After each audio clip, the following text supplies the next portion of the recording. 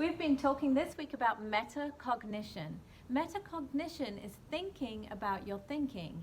It's very important to think while you are reading, to make meaning of the words on the page. I'm going to demonstrate to you some metacognition while I'm reading this book today. The book that I'm reading is The Sisters Grimm, The Fairy Tale Detectives by Michael Buckley. It's a very popular series and you might be interested in reading this yourselves. I'm going to start with chapter 1, The Sisters Grimm, The Fairy Tale Detectives, Michael Buckley. Chapter 1, 2 days earlier.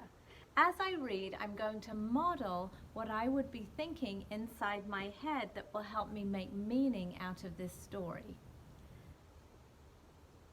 I'm going to die of boredom here, Sabrina Grimm thought as she looked out the train window at Ferryport Landing, New York, approaching in the distance. The little town seemed to be made mostly of hills and trees next to the cold grey Hudson River. Endless acres of evergreen forest surrounded it, as if trying to hide its existence from the rest of the world. A few 2- and 3-story buildings huddled around what appeared to be the town's only street. Sabrina couldn't see any movie theaters, malls, or museums, and she felt using the word town to describe Ferryport Landing was a bit of a stretch. So they've set the scene in the first chapter, and I am visualizing or making a mind movie of Sabrina on a train, and she's pulling into a small town, not a big town, and there's trees surrounding this town. The weather wasn't helping. It was raining, and rain always made her melancholy. Melancholy is when you're very sad. It had been raining the day her parents abandoned her a 1.5 years ago, and it still made her heart ache. Okay, now I'm wondering to myself, why would parents abandon a child? And I'm assuming she's a child. Made an inference that she was a young person and that her parents abandoned her. I am feeling sad for her. She remembered the day clearly, rushing home that afternoon with a report card safely tucked inside her raincoat, excited about her A's in math, English, and her B in science, and a little disappointed by her C in gym. She proudly taped her grades to the refrigerator for everyone to see when they got home.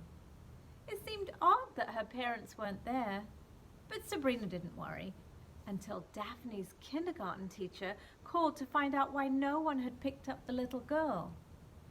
I'm wondering who Daphne is. I know she's a kindergartner, so I'm making an inference that Daphne is most likely Sabrina's sister.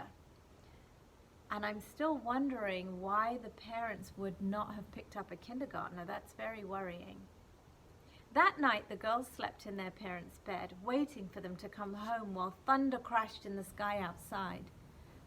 When the social workers came 3 days later to take them away, it was still raining, and Sabrina's report card was still hanging on the refrigerator, awaiting its praise. For all Sabrina knew, it was still there. So I have a lot of questions in my mind about what is happening, why the parents left her.